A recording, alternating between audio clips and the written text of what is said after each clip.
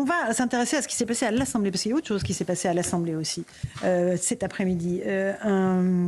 Un esclandre qui a été fait par les députés de la France Insoumise. Ils ont brandi des images d'enfants palestiniens dans l'hémicycle, ce qui est interdit par le règlement. Je vous propose d'écouter Aymeric Caron de la France Insoumise et la réponse de Benjamin Haddad, le ministre chargé des Affaires européennes. La vie des enfants palestiniens a moins de valeur pour vous que la vie des autres enfants dans le monde. Pour vous, ce ne sont que des à peu près. Mais pour nous, ce sont nos enfants. Et comme nos enfants, ils ont un nom, ils ont un visage, et ils ont une vie à vivre. Comme Bissane Al-Hindi, qui a été tué dans son sommeil par un bombardement sur sa tente à Khan Younes dans la nuit du 17 au 18 mars dernier. Regardez ce visage. C'est interdit de brandir des affiches. Regardez tous ces visages autour de moi. Ce sont les visages de notre mauvaise conscience. Vous n'avez plus la parole. Je ne sais pas à qui s'adresser à votre question. Sur un sujet si grave, que d'outrance, que de caricatures. La France, le président de la République ont toujours été du côté de ceux qui souffrent des deux côtés.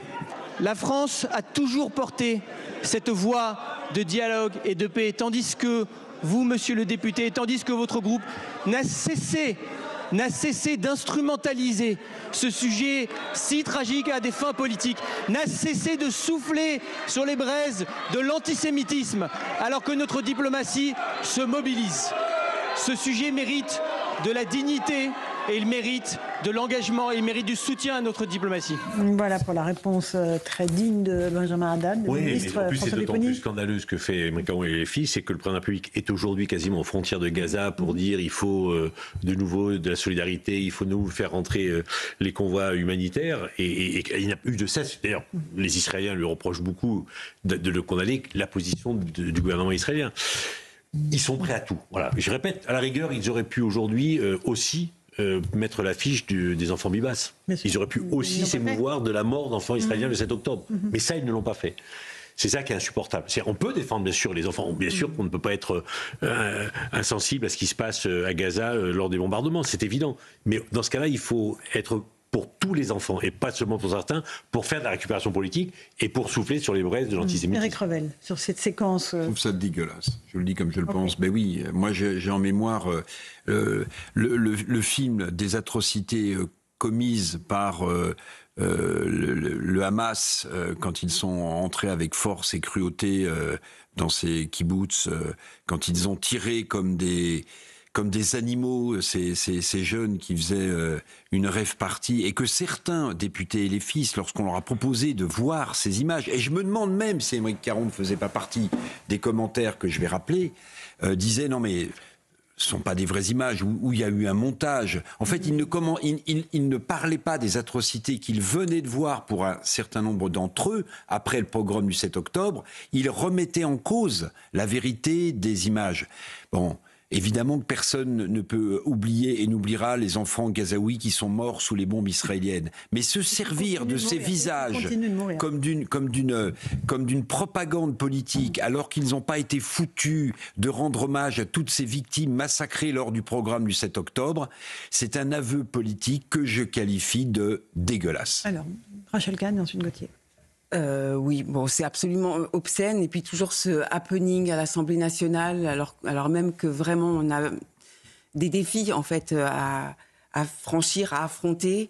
C'est obscène, cette manipulation. Et c'est vrai que d'être toujours dans cette concurrence victimaire entre les enfants palestiniens, les enfants israéliens, il nous parle de ces enfants, en nous montrant ces enfants palestiniens, donc instrumentaliser la mort des enfants, alors même qu'ils n'ont jamais eu un mot, comme vous avez pu le faire sur Ofer et Ohad. Les otages français. Les otages français, que Ercilia Soudé se disait harcelée de la photo du petit bébé Kfir.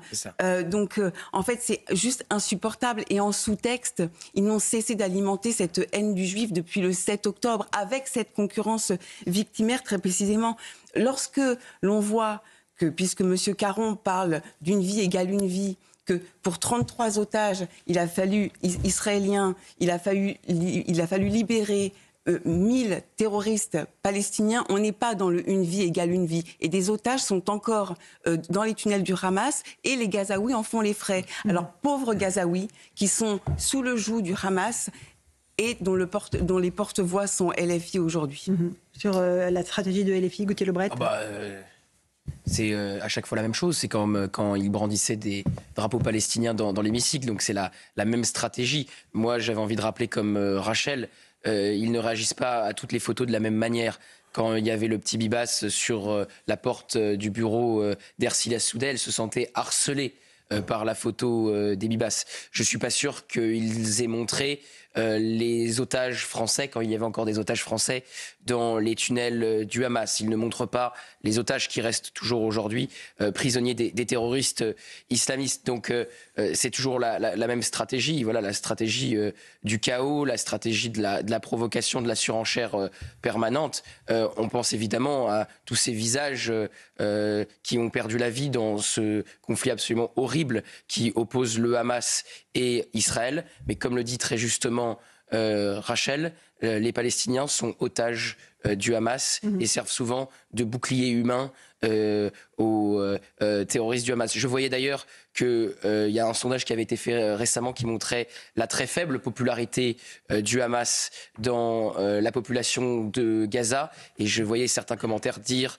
là où ils sont le plus populaires, c'est dans les rangs de LFI. Louis de Ragnel, pour terminer, et on fait la pause. Là où tout est vraiment abject, c'est que même s'agissant d'Emmanuel Macron, et là pour le coup, tout est faux sur Emmanuel Macron, puisqu'on a suffisamment reproché au président de la République son ambiguïté sur la question.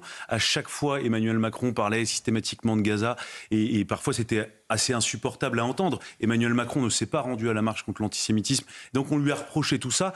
Donc là, l'attaque d'Aymeric Caron, elle est complètement fausse, et le ministre de l'Europe, Benjamin Haddad, rappelle effectivement les prises de position d'Emmanuel Macron. Ce qui est absolument abject dans cette histoire, ce qui est scandaleux, et je rejoins ce que dit Éric Revel, c'est d'utiliser l'image d'un enfant innocent qui a été tué pour un combat politique. Parce que là, l'objectif, c'est simplement une opération de communication politique avec, donc, tout ça a été préparé, il n'y a aucune spontanéité. Les photos ont été imprimées avant de venir. Et l'objectif, c'est de faire un happening sur la tête et sur la mort d'enfants qui n'ont rien à voir avec ce combat politique. Éric Revel, faut-il craindre la crise liée aux droits de douane américains? Là, à propos de ce qui peut se passer en France, le verrier américain, qui est un géant de l'emballage en verre américain, envisage de supprimer 320 postes en France en raison du déclin du marché du vin. Ça, c'est en prévision des taxes sur le vin spiritueux. Il y a déjà historiquement une baisse de la consommation du vin quand même en France. Hein. D'accord. Bon, mais là, si vous voulez, ce qui risque de se passer si vraiment les droits de douane sont maintenus, je vous le rappelle, c'est 200% sur les vins, les spiritueux. Ça toucherait essentiellement la France, l'Italie et l'Espagne. Non.